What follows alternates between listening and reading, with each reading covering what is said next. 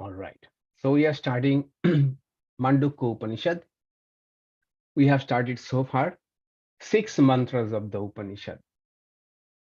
In these 6 mantras, Mandukya Upanishad, what we have mainly learned is Mandukya is trying to analyze our three states, the three states that we, all of us, experience every day.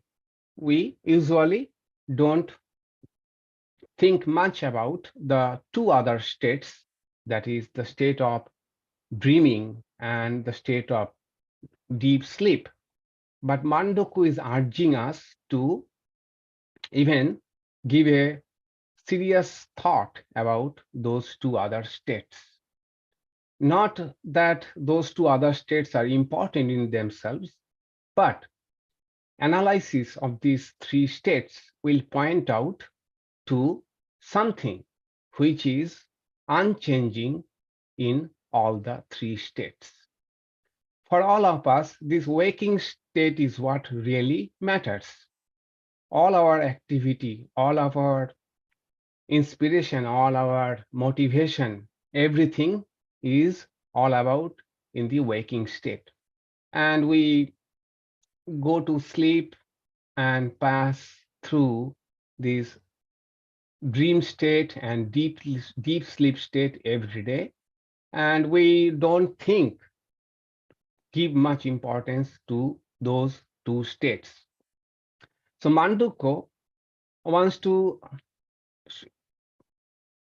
do these two things. One is to think about that why waking state is only to be considered. First of all, why we are giving so much importance only to the waking state? Why are we ignoring two other states? So let's think about those two states also.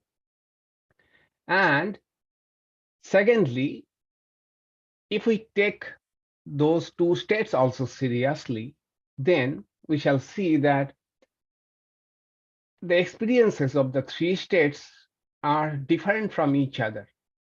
The dream experiences don't hold true when we are awake, and waking world does not hold true when we are in dream.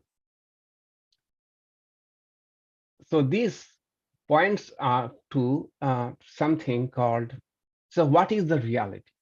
What is the reality? If we are changing, our experiences are changing, what is that which does not change? What is that screen on which these three states are passing through? What is the substratum? What is that reference frame in comparison to which we are going through these three types of experiences and three states? That is Mandukya is trying to point our attention to. And as I said before, the goal is to search or inquire about what is that reality which is common in all these three states. What is the reality which does not change in these three states? So we studied up to mantra 6 of Mandukya Upanishad, where Upanishad have talked about these three states. And these three states, both in the individual level as well as corresponding the cosmic level. The microcosm pertaining to our own experience, macrocosm, the collective. And Mandukya gave three names to the three states. One is the waker, the other is the dreamer, and the sleeper. In English and in Sanskrit, this Vishwa, Vishwa means the individual aspect of our waking state. Virat is the collective aspect of this waking universe. Then Tejas, Tejas means the dreamer, at individual level, Hiranyagarbha, the collective level, and finally, the sleeper, Pragya at individual level, Ishvara in the cosmic level. So far we have studied. Then we took up Gaudapada's Kārikā. Gaudapada wrote 9 Kārikas to further point our attention, or first of all, to consolidate what we have studied so far, as well as he gives some more insights about the 3 states, as well as he takes up the question of creation. Why the question of creation? Because in one of the Kārikas, Kārikā number 5, Gaudapada said that although there are the 3 realities, it is ultimately not 3 realities. It is the one and only reality called Atma, which is appearing as the 3. And one who understands that it is the only one reality which is appearing in 3 aspects. The 3 aspects are the waker, the dreamer, and the sleeper, and correspondingly their experiences, that is the waking world, the dream world, and the deep sleep world. So one, Gaudapada says, one who understands that there is only one reality which is appearing as 3 states, as well as the experiences, the multifarious, the variegated, the pluralistic experiences in the 3 states are nothing but one reality which is appearing as many. They are the ones who really know. And when they know, they understand that it is the only one reality appearing as many, they are not affected by the experiences. So this is a state of liberation called Jivan Mukti, that is being liberated while being alive, not after death, not post-mortem, but here. And what it means is not being at all in anxiety, in worries, in the problems, the fears that which are like bondage to us. To such a person, these things disappear altogether. Why?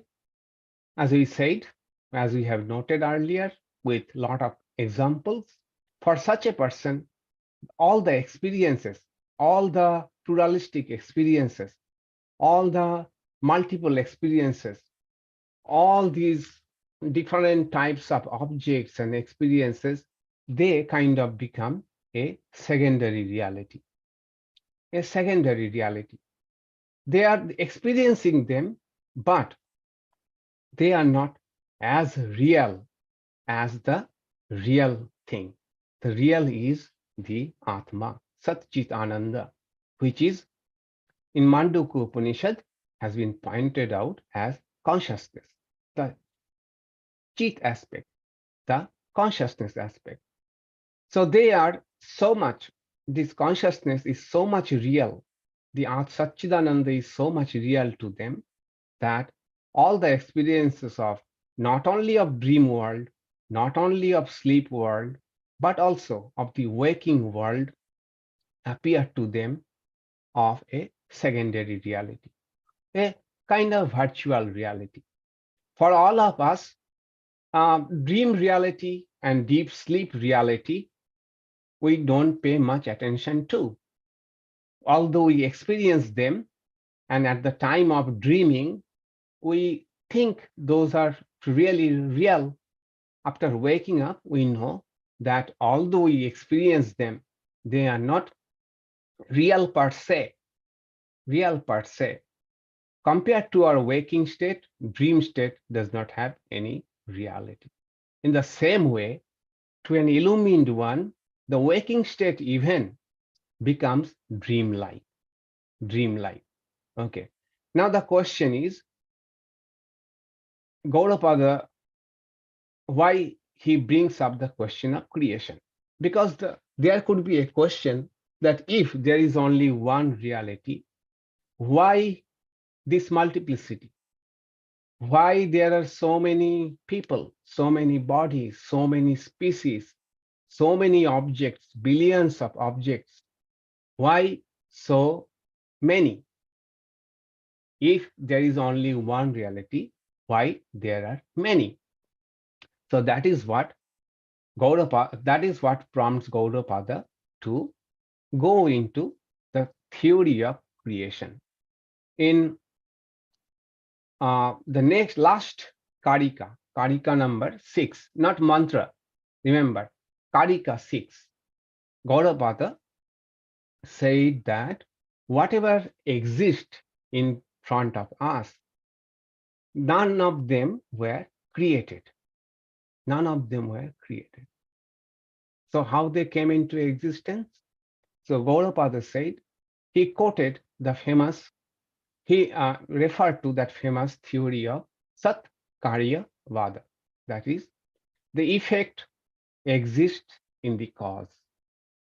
Anything that has come into existence already existed in another form.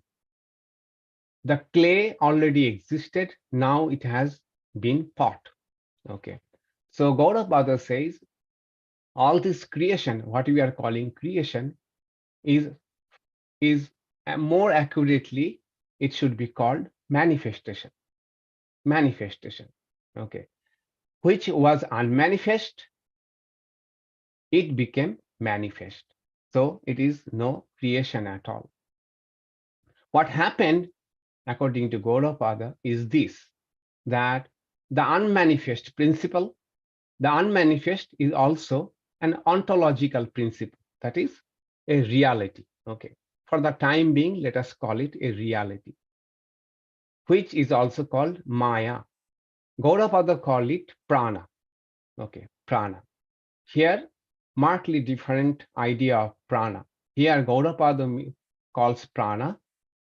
By that, he refers to that unmanifested state of creation, when there was nothing, but all were in a potential form, just like in our deep sleep, everything is in potential form, and they again sprout into dream and then again flourish into this waking world. So Gaudapada says this everything has come from the unmanifest. Everything means all these non-sentient things, objects, 5 elements, and these 5 elements then again with their permutation and combination, different objects, all came from unmanifest or prana, including our mind. So here is one thing, mind itself is not sentient. Mind is also very subtle matter, according to this worldview. And then how we are sentient? Then Gaudapada says that this consciousness principle, the reality, Sat Chit Ananda, that gets reflected in different minds, and gives the sense of sentience in all beings. Just like one sun gets reflected in different water pots, and in all the water pots, it appears there is one sun, here is one sun, there is another sun, or if there is 100 of mirrors, and we stand before them, in every mirror, our image is reflected. Similarly, the pure consciousness is reflected in the mind of all the individuals, which gives them sentience.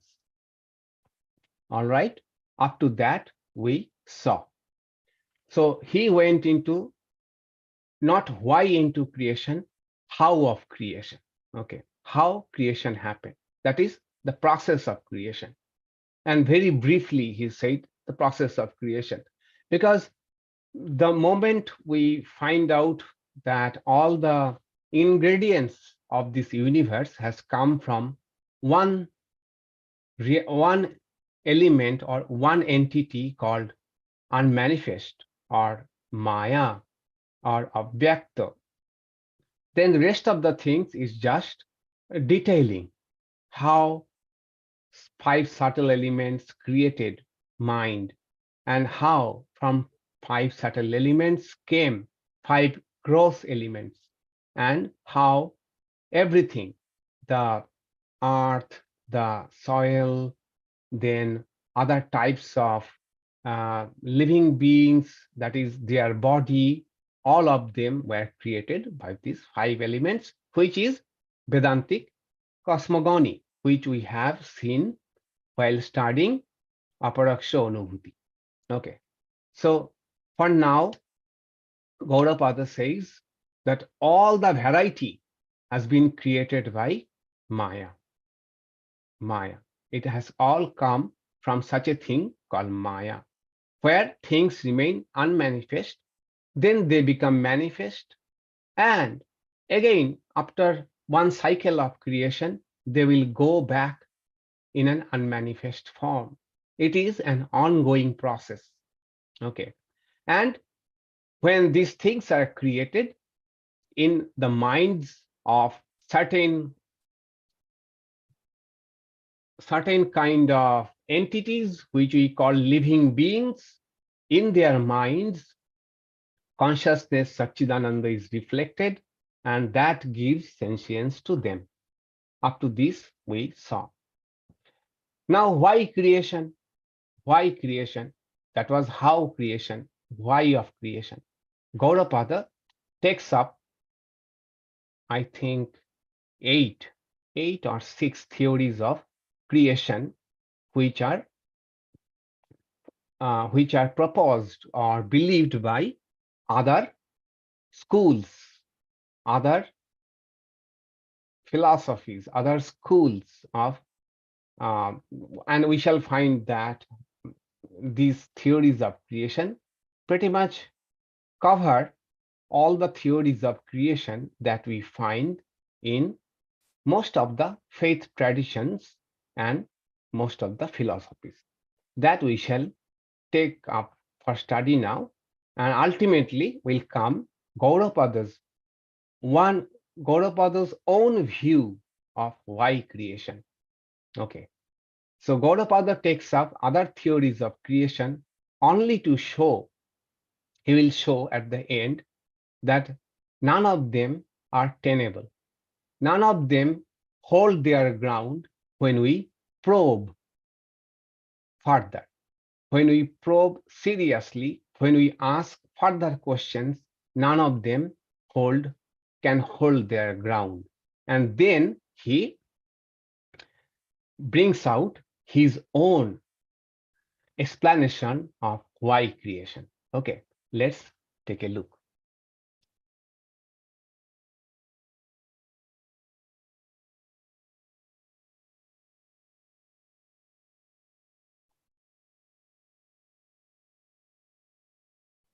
So today we shall study three Kārikas, 7, 8, and 9. Okay. Kārika 7. If you can chant with me. Vibhūtiṃ prasavaṃ tu anye manyante sṛṣṭi cintakāḥ svapna-māyā-sarūpa iti sṛṣṭir anyair vikalpitā. The meaning is this: some cosmologists consider the creation to be the glory of the Lord, vibhūtiṃ. But the creation is considered to be like dream or magic by some others. So three theories of creation. Three alternative theories of creation is here in this Kārikā. First, creation is God's glory. Glory means vibhūtiṃ. Vibhūtiṃ means God's power. Power. God has superpower, omnipotent. So this is a theistic theory of creation. Those who believe in all-powerful personal God, that God created this universe. God created. It is because God has the power to create, so God created this. And this is the view of most of the theistic religions of the world, that God wanted to be creation, there was light. Even the 10th chapter of the Bhagavad Gita, which is called Vibhuti Yoga, Sri Krishna speaks about all this creation is nothing but God's own glory, God's own power. So personal God has infinite power with which they create the universe. This is one theory Gaudapada takes up. Then the second theory is creation is a dream of God. That is, some Vaishnava schools, Krishna Bhaktas, believe that the Vishnu is perpetually dreaming. There is a popular image of Vishnu lying down, half asleep in a giant serpent, on a giant serpent. And the serpent is spreading its hood above Vishnu's head, and there is water all around. And Vishnu is dreaming.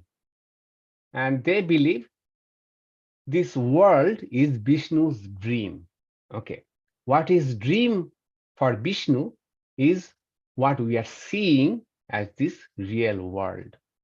Gaudapada just mentions this theory. Third is creation is like a magic. That is, God is the magician and God created like a magic, which is not a real thing, but it's a trick appearing to be this real world. So magic is not ultimately real. The magician is real. I tried to find out which school has this belief, but I could not find a definite answer to this. Okay. It is maybe qualified monism of Ramanuja. This could be, but I was not sure which school holds this view. Okay. But Gaudapada mentions this, and Gaudapada is an ancient person, at least 2000 years old. So this theory was present even at that time, much before even Ramanuja. So it was in some form or other, even at Gaudapada's time. Okay. So three theories of creation. Next, Kārikā 8. Any question about this? Let me pause. And any question about this Kārikā?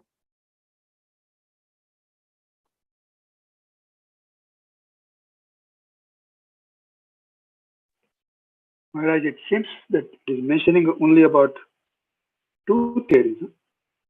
One is the God's glory, and other is like magic.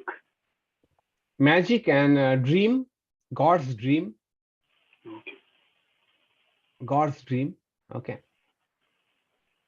Some of the books have translated like that, that this svapna-māyā, they have taken to be one term.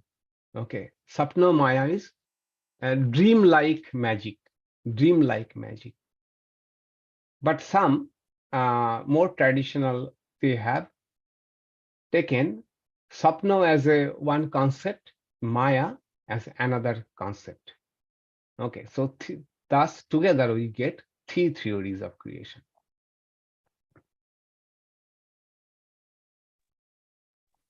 Yes, Paul.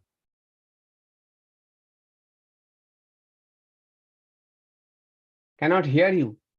Your mic is not working.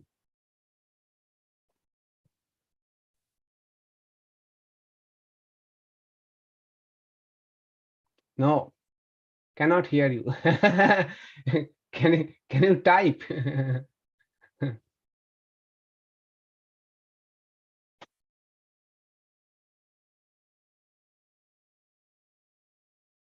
All right. If you can, please type. Okay.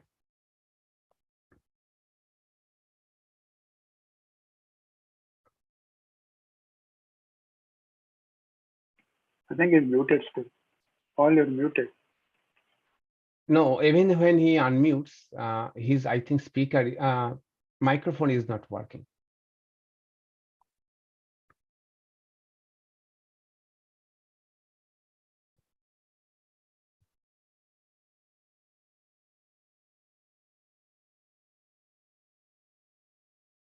Maybe some Shaktas who worship Devi as Maya relate to the magic framework. That could be. That very much could be. But at the same time, I have a doubt. At the time of Gaudapada, how much prevalent the Shaktas were. Okay. That is a question. Although mother worship, that is worshipping the divine as mother, is as old as Vedas, but as a theory, how much developed they were at the time of Gaudapada, I'm not very sure, but very well could be. Very well could be. All right. All right, then let's move on to the next one. Okay, next card.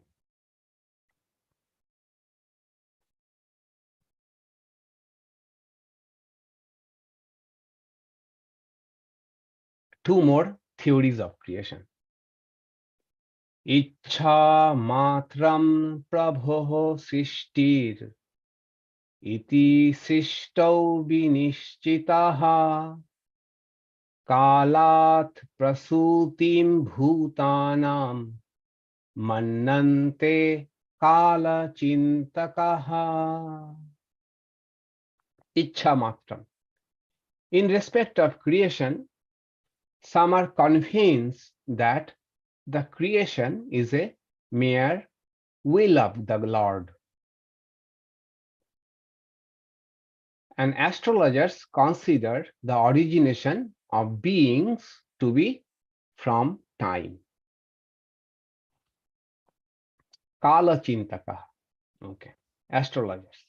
So astrology was prevalent worldview at that time. So two more theories of creation. One, it is the will of the Lord. That is, God just willed that let there be creation, and there was the creation.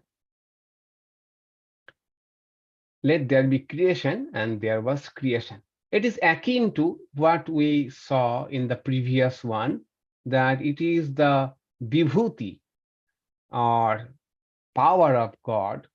Only subtle difference is here that in the previous one, God's power kind of overflowed into creation. Okay, it was not will of God as such, but it was just manifestation of God's power. And here it is more like a will, more like a will. Okay, what a parallel can be given. The parallel can be given like, For example, a rich person has a big house which has got a beautiful garden also, wonderful garden around the house. And so the person did not because he invested so much of money. It is his capacity, the monetary capacity or richness, that he got such a house as well as the accompanying garden. And the other one is also one rich one, but he did not get a garden. He invested. He willed, let there be a garden, and he had money to employ people, and the garden came up. The first one was a vibhūtiṃ, which is it came along with the house. And here God willed, let there be a creation. Kind of, if you get it, but even not a perfect one. The reference, there is a reference also. For example, Chandogya Upanishad, verse 6.2.3. Tada aikshata bahusyam prajaya yeti. So Brahman was alone, and that existence then decided, I shall be many, I shall be born. So it was a will of Brahman that I want to be many. And commentators, they say that Brahman got bored being alone. Get bored being alone, and to break that boredom, Brahman created the universe. Brahman means here Ishvara. Ishvara, when thought of as the act of creation. So Gaudapada is referring to that worldview. It is the will of the God. Then the view of the astrologers. So astrologers, as we know, they are very much believer of time. Okay, for them, time itself is a powerful entity, and time is not insentient. Time has a purpose. Time is a conscious principle which gives people what they need at the appropriate time, appropriate moment. Astrologers, time is responsible for the arrival of creation. And in this worldview, God has no role in creation.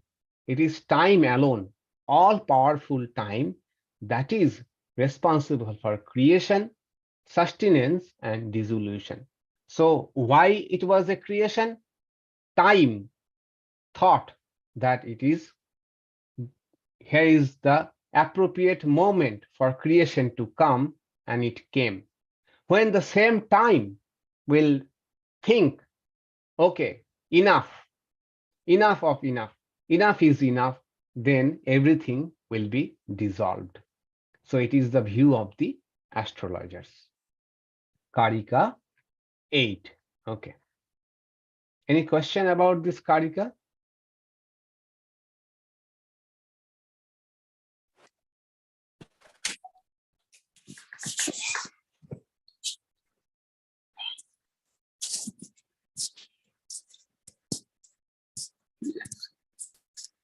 Okay. Yeah, so creation happened at a point in time. Example, when bored, when felt alone, created. If not, that is, time was created too, like in physics. Then how can one be bored, feel alone? Right. A very good question. Very good question. So time, so other views, according to the other views, God is beyond time. God is beyond time. God is eternal. Okay. God is eternal. So God at some moment thought, let there be creation. Okay. Let there be creation, and it does not mean that is the beginning of time. According to those views, creation and time are two different things. Okay.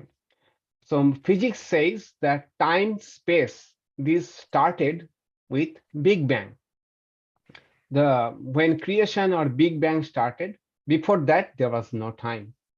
But these views say that no, God was eternal. God was eternal, and at some point God get bored. But the astrologers say that time is an infinite. Time exists all along. Okay, and time decided, let there be creation. Okay, so Nikhil, did you get the answer? I just wondering as to who created time, Swami. Namaskar. Okay, that's a good question. Who created time? Okay, because time is a concept. Time is a concept. Who created time? Yeah, that is actually will be taken care of by Gaudapada later on. Okay, at some point, that even time is a concept which comes under Maya, not the ultimate reality. When we are talking of ultimate reality, we have to think beyond time, think beyond time. So to answer your question, who created time? Who created time? So according to Vedanta, time is eternal. Okay, no one created time. But when we feel time, that is beginning, and our conception of time is part of the scheme of Maya. Okay, part of the scheme of Maya. Okay, we shall take this up later on. Okay, Nikhil, let's be satisfied with this right now. Yes, definitely. Okay. So Maharaj, you said time is sentient according to this worldview. So is there a personality associated with time? Yes, time is sentient. Time is has agency. Okay, according to the astrologers, time has an agency in itself. Okay. Okay, Rick, I see you. Yeah. Yes. Did I hear you say earlier that that in this thought that the deity, the absolutes, thought to make meaning? Did I hear you say that? Meaning? No, many. I'm sorry for the pronunciation. Many. Okay. Many. Okay. Because if it's meaning, yes. Okay, which is necessary. You know, last week you spoke of transactional reality. Right. I've been thinking all week. You cannot have transactional reality without meaning. Right. Before meaning, only absolute. Time is meaning, moment to moment. So anyway, so it lit me up, but that's all. Thank you. Sure. So the reality was alone, and it thought, let me be many. Not meaning, many. All right. So let's move on to the next one, which is Gaudapada's own. That is, first Gaudapada will give two theories of creation and then his own view. Okay, Kārikā 9. Bhogārthaṃ sṛṣṭir iti anye krīḍārtham iti apare devasya esha svābhāvo ayam apta-kāmasya ka-spṛha. Some consider that the creation is for the enjoyment of the Lord. Others consider that the creation is for the sport, lila of the Lord. What desire is possible for the ever fulfilled one? This creation is the nature of the Lord.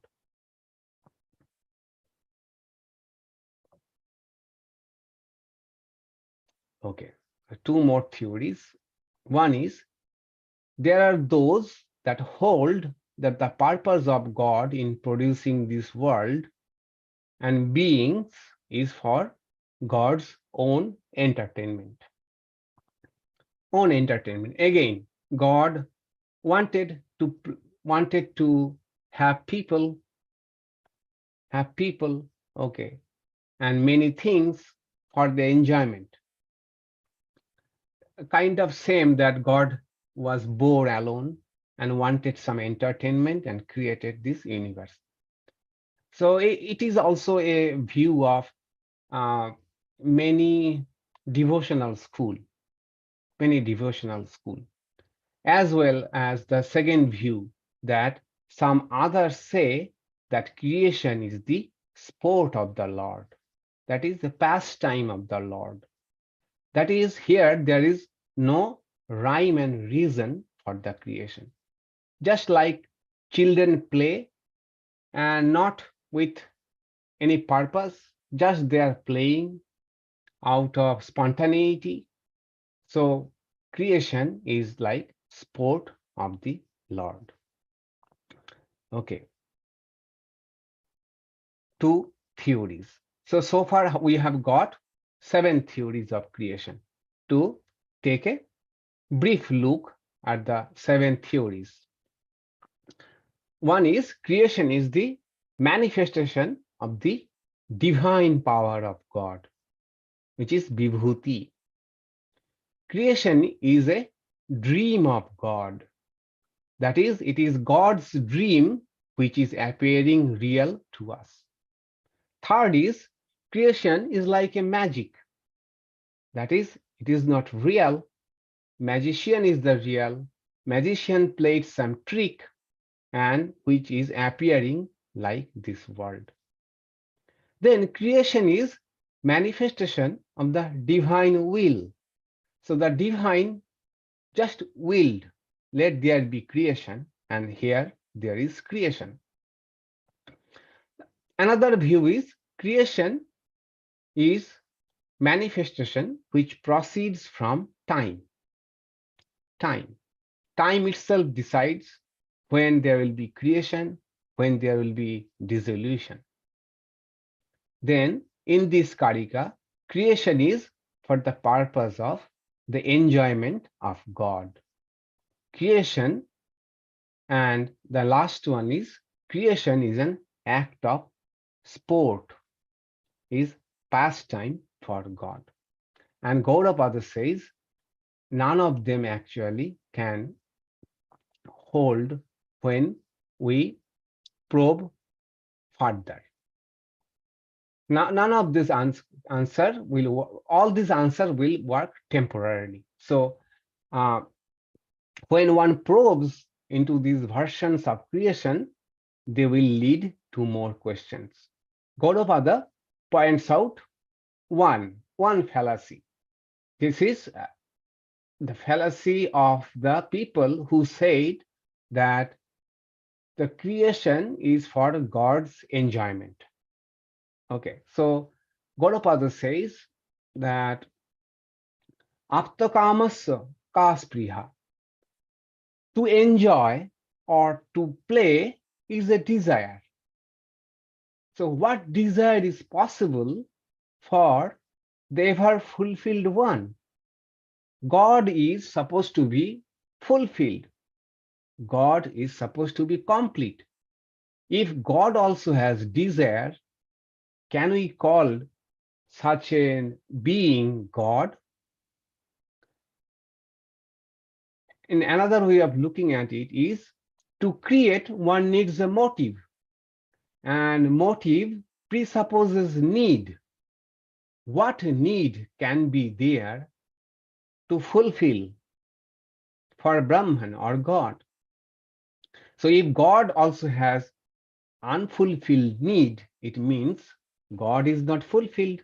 So how then such a being can have desire to create? Okay, this is one fallacy. Then if we think of the others, there also will inevitably those theories of creation, that is, theories means the answer to the question why there is creation, what answer we'll get from different worldviews will generate more questions which will remain unanswered. So Gaudapada here takes the opportunity to put forward his own view of creation. Gaudapada says there was no creation. The world did not arrive. The world has always been there in Brahman. Either in unmanifest way or in a manifest way. So the world of name and form has always existed in Brahman. When it is manifest, we are calling it creation. When it is unmanifest, we are calling it dissolution. So Gaudapada says one important thing, one word, devasya svābhāvo. Svābhāvo means it is Brahman's nature, integral nature, very nature. So according to Gaudapada, what others see as created universe is nothing but the very nature or essence of Brahman. Brahman alone exists. What others designate as the universe is nothing but the non-dual Brahman. That one sees the world of duality instead of one non-dual Brahman, and also asks question like how creation has happened, all is due to ignorance or avidya. Because we are in Maya, because the knowledge is veiled, so we are seeing this multiplicity. And since we are seeing this multiplicity, we are asking this question, where did it come from? Where did it come from? So according to Gaudapada, there is only one reality, and that is the truth. Seeing this multiplicity is because of ignorance. And being within ignorance, you cannot ask the question that when did this ignorance originate? When did this ignorance originate? It is kind of, do you know Russian? No. From when? Do you know Russian? No. From when you don't know? Forever I did not know. Okay, so it was creation. The question why creation happened is only from the standpoint of those who are unable to see the one reality. Okay, but it has an end. It has an end with the dawn of knowledge. With the dawn of knowledge, it is just like asking, again to give the example, the seeing a snake in dark on a rope. If someone asks, when did the rope become snake? When did the rope become snake? Well, for us who saw the rope as snake, it became when we saw it, but does this question actually has any merit? When did the rope become snake? Rope never became snake. Okay, rope is appearing as a snake. So why creation is a futile exercise according to Gaudapada. And Gaudapada says that creation is like a shadow of Brahman, like a shadow of Brahman, which has some reality. That is, for all of us, this universe is real. So shadow has some reality, but shadow does not have any independent reality other than Brahman. It is a lower order reality. Lower order reality. As I told you the example that if you go to wherever we go, our shadow follows. It is the nature of things that we shall have shadow if there is light. Okay. So if you go to a hotel and a restaurant and they ask how many people, we always say I alone. Okay. I don't count the shadow as another. I don't say that I have come and my shadow has come, although the shadow is visible. So Gaudapada is trying to actually make this point that this creation is such a mysterious thing that although in ultimate analysis it is nothing, ultimately it is nothing but the one reality appearing as many because of different name and form, which is nothing but an act of Maya. Then the question is Maya a reality then? That is why Gaudapada says svābhāvo. It is part of Brahman. Part of Brahman. Again, then is Brahman also has got parts? No. Just like shadow. Shadow is not a part per se, but it exists with Brahman. So the point is, Gaudapada is trying to make that this so-called world, which in ultimate analysis is nothing but that one reality, always exists in Brahman, in unmanifest way or in manifest. When we see it as manifest, we call it creation.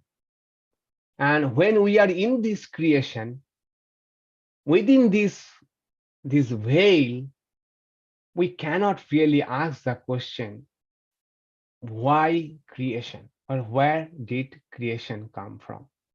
Okay, because within this paradigm of creation, no answer will be able to really show us where actually creation come from.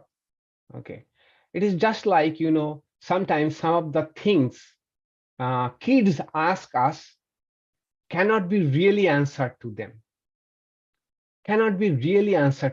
unless they become mature enough to understand. So we give some kind of justification of some kind of answer, which is ultimately not real. And this Gaudapada is trying to say the same thing, that no answer about creation is really true. Only way to know about creation is to go beyond creation. That is, to experience the reality, one reality, which is appearing as many. And it may sound like a idealism, subjective idealism, but if we look at the life of illumined people, many of their experiences corroborate to the idea. For example, just this morning, I was reading Gospel of Sri Ramakrishna. Then Sri Ramakrishna is talking to a group of people, And Sri Ramakrishna suddenly says that, you know what? I just see all of you the manifestation of same God appearing in as many forms. Then someone says, yes, yes, that's true. Philosophically, it is true. Then Sri Ramakrishna says, no, no, no, not philosophically. It is actually I am feeling that all of you are manifestation of the same, he said the word Rama, the same Rama, all of you are appearing in different forms. So that is what Gaudapada is trying to point our attention to, that any question and answer about creation, why it came, why one reality is appearing as many, or why one reality appearing as three states of waking, dreaming, and deep sleep, cannot be answered in a straightforward way, because whatever answer is given is never sufficient, never sufficient. There will be more question about that.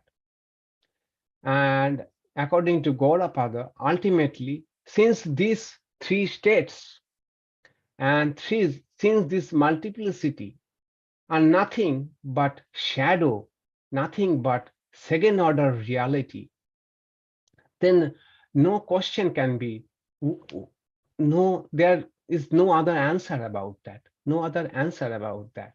Any answer would be like trying to answer to a kid about some abstract theories or some other things, other phenomenon which they are unable to grasp at that moment. So one Swami who taught me Vedanta, who introduced me to Vedanta, he said very nicely, he said that all these theories of creation, Vedanta speaks in details about creation. If you take up any primer, Prakarana Grantha like Viveka Churamani, Vedanta Sara, Aparaksha Anubhuti, all of them refer to how creation happened. And it is mind-boggling. In the details they go into how creation happened. I think I taught when I used to give in-person class, it took me 3 or 4 classes here to give the chart of creation. But the point is this, he said that, you know, in India, in a village, there was another house far distant from the main house, and that house lacked light at night, did not have light, and there was a bush around that house, which was a storeroom. Okay, and there was snakes too. The kids, kids are kids. So at night they want to go. Some of them will go to that house. Then the mom said, no, don't go there. There lives a ghost. There lives a ghost. Okay. So that worked for the babies. They don't know what is ghost, but something to be afraid of. Okay. So creation of ghost. Mom created an impression that there is ghost in that house. And the kids grew up, became 10-year-old. Then the mom thought, now it is time to dissolve the delusion or the false belief. How to do that? So next day, mom said, today we shall do something. Okay. So they said, collect all the straws and dried out leaves, everything dry you find around, firewood, you collect. So the kids collected, and mom, with the help of the kids, made a kind of effigy. You know, effigy. They made an effigy of a human being. And the evening, mom said, today we shall burn the ghost. We shall burn the ghost. Afterwards, there will be no ghost in this house. So in the evening, with lot of fanfare, lot of celebration, they burnt the effigy of the ghost. And the kids thought, now no longer ghost is there. So the Swami told me that Vedantic theory of creation is like that. Okay. Ultimately, it will be burned down. It is for us, for all of us, most of us, all of us, creation is real, multiplicity is real. We are not able to see this one reality, and that's why we are asking the question where this creation came from, or why the one became many, which has no answer, because ultimately the one did not become many, appearing to be many. The rope did not become snake, it is appearing to be snake. That is the standpoint of non-dual Vedanta, and especially Gaudapada is pointing us towards that thing. Okay. With this, we have completed the 9 Kārikas in between Upanishadic mantra of 6 and 7. Next day, we shall take up the most important mantra, which is the climax of this Upanishad, and which is also the most startling mantra of all the Upanishads. All the Upanishads, especially the non-dualists. If you ask a non-dualist that I will erase your memory completely, but allow only one mantra to carry with you, which mantra of the Upanishad you would like to retain? They would, without blinking of their eyes, they will point out to mantra number 7 of Mandukya Upanishad, which we shall take up next day. It's a long mantra and it requires quite a bit of explanation. We shall take up. And any question about the last Kārikā, Gaudapada's standpoint about creation? Please go ahead and ask. I'm sure it will generate also questions, and maybe more questions than answers.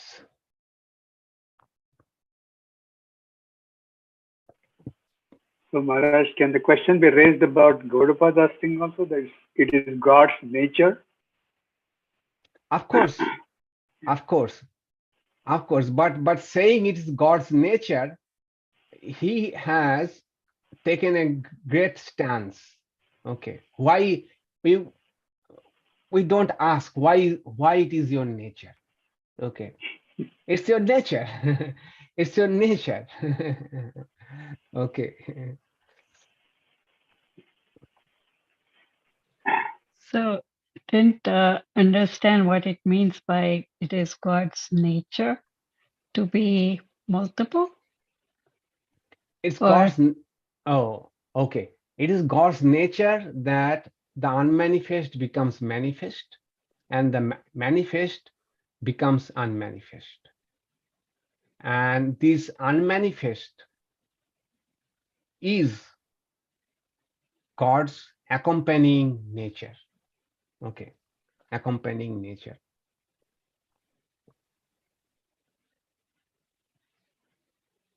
That it exists with God. Okay, it exists with God.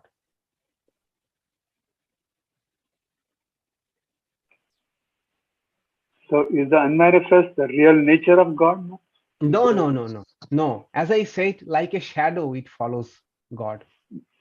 Like a shadow. Okay.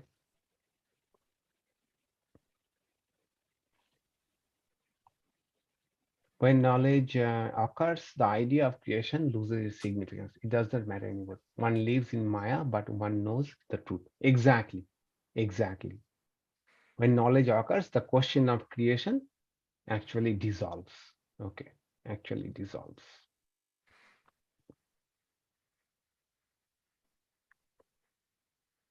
Wow. So all of you have grasped this very subtle thing. Very good. Only I see Rick. Rick, go ahead. So it seems to me that, you started with number one, and it said that all these things are manifestations. And then the next several, all of those are just perspectives. So if you say to a person who lives on the mountain, where is the village? He says it's down there. If he lives across the river, he says, oh, it's across the river. If he lives, if you got to go across the ocean, so there's another way. But we're all talking about the same village. It's just perspective. So each one is actually true. Yes, each one is true. Each one is true. No doubt about that. And since now we are studying non-dual Vedanta, here Gaudapada is true. Okay. Gaudapada's view, we have to understand. We have to understand. So Gaudapada is almost a reason for faith. If you follow Gaudapada, you just simply must have faith in the whole thing, because there's no answer to the question. So it's either you experience it, you have faith in it, or you don't. Exactly. Ultimately, it is so, but Gaudapada will never use faith as such. So Gaudapada, by force of logic, Gaudapada will try to establish that this is the most logical viewpoint about creation. So Gaudapada is actually what doing, if you have noticed, instead of solving the problem, is trying to dissolving the problem. Instead of solving the problem of creation, he is trying to dissolve the question of creation. Okay, that where is creation? Where is creation? He's trying to dissolve the question. And if we take a step back away from Mandukya Upanishad, is it the most correct position? No, it is not also the most correct position. Okay, no.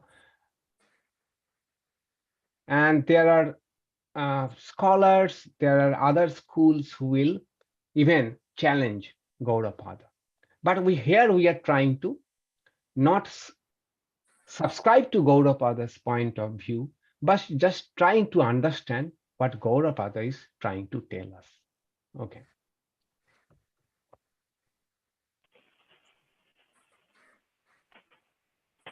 Object is unmanifest in God, that does not appear.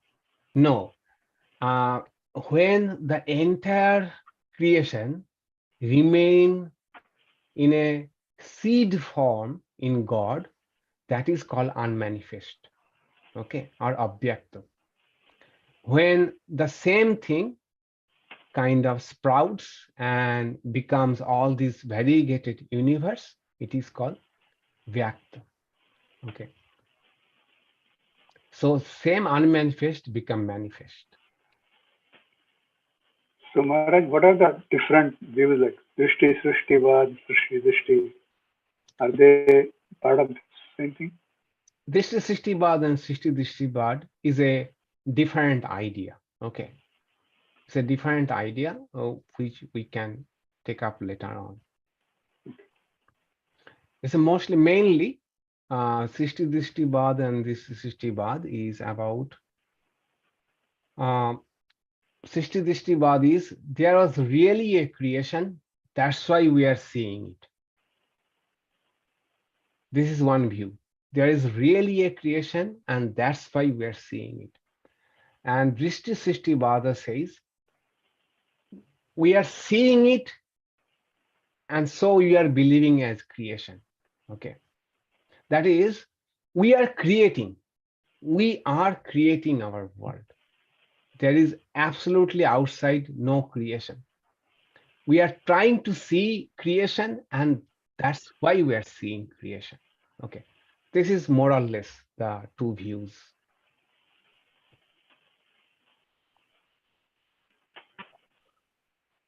All right. So good. We have more or less grasped it, and I shall send by email whatever we have discussed today. And the next day we shall take up the climax of the Upanishad, mantra number 7. All right. And those who have joined late, Swami Sarvapriyananda will also give the talk, also give the same talk at Sac State University on September 13th at 9 a.m. So wait for the newsletter. I shall send the details, how to enroll for the talk, how to go there, where to park, and all the details. Okay. All right. I imagine today we shall be able to have some meditation. What do you think? We have not done meditation for quite some time. Yes, Maharaj, we should have.